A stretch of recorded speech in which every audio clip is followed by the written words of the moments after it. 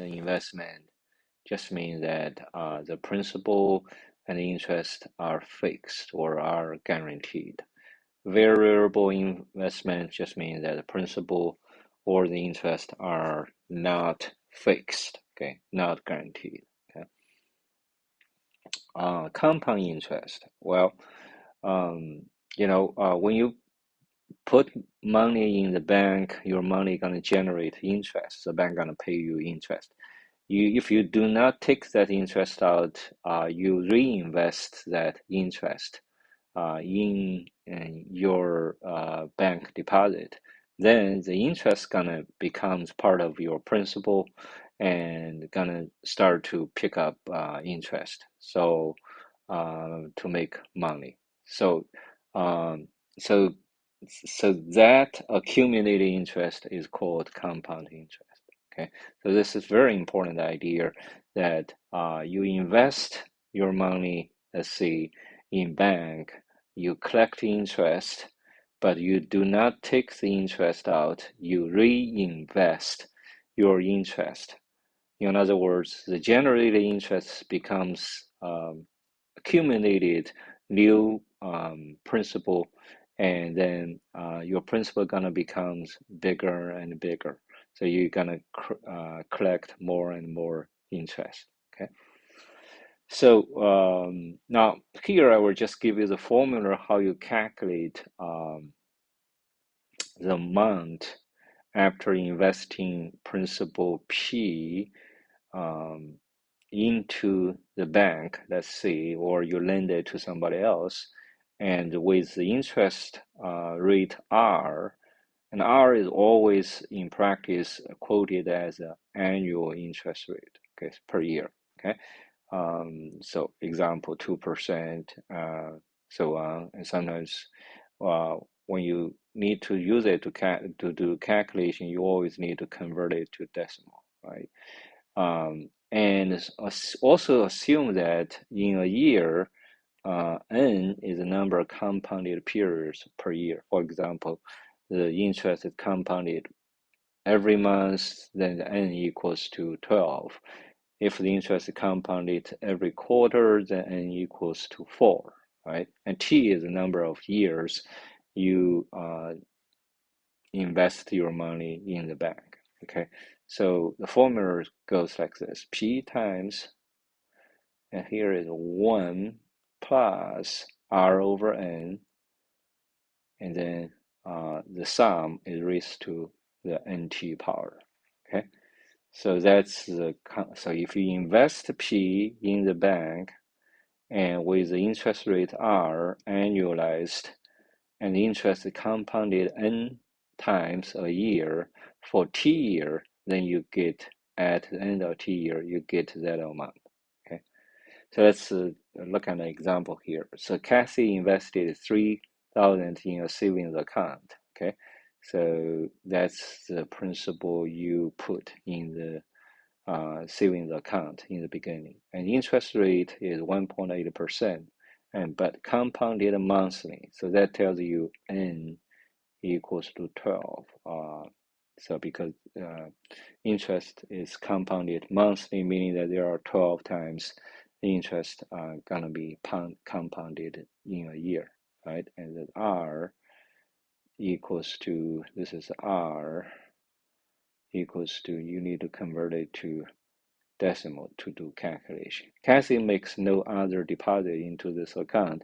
Determine the amount in the savings account after 2 years, right? So let's see, the amount after 2 years equals to the principal P times 1 plus the interest I divided by N. Interest is per year, N is the number of compounded times in 1 year, N times T. T is number of years. So we just need to plug in numbers. So not much to say about it. We already identified every variable here.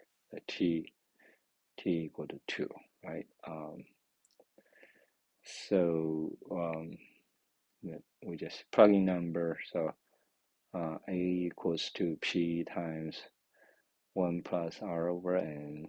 raised to n to the t. So equals to 3,000 times 1 plus 0.018. Again, needs to convert interest into a decimal number divided by the number of compounded times. In this case, because interest is compounded monthly, so that's why you get n equal to 12.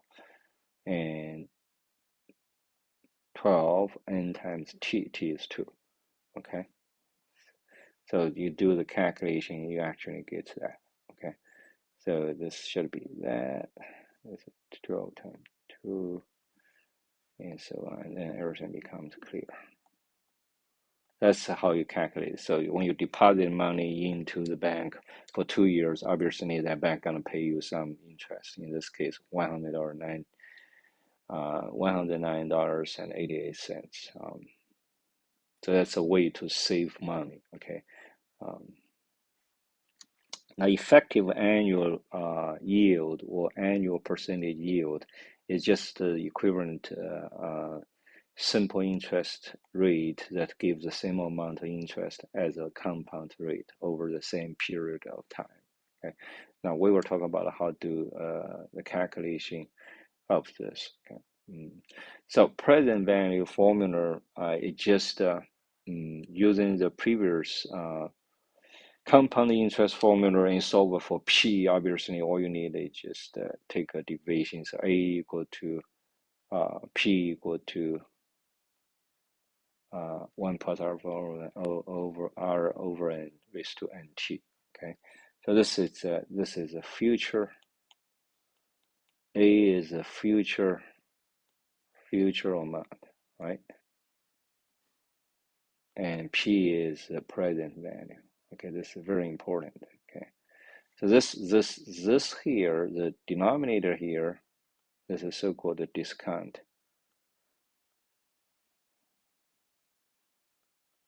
rate. Okay, so you got $200 in 2 years.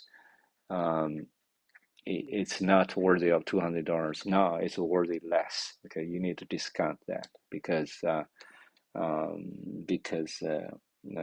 interest. Okay, because of the interest. Okay, and all the variables have the same meaning. Let's look at this.